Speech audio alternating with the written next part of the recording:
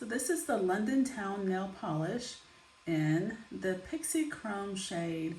You can see that it's like a white shimmery type color, and I will show you what it looks like on. I just put a base coat on my nails, and so I'm just going to show you how this looks. You can use this as a standalone nail polish or like a top coat to kind of add some shimmer to a different color, but it's really pretty. I like to wear this as a standalone, just to add a little shimmer, like a clear shimmer to my current nails. So I think it's really pretty. It leaves like a purpley pinkish haze.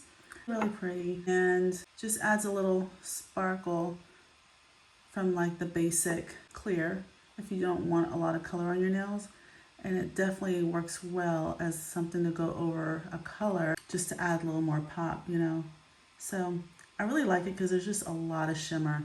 Just adds a lot, I think, just makes your nails just really stand out and pop. So this is definitely a keeper. It's one of my favorites, and I really recommend it.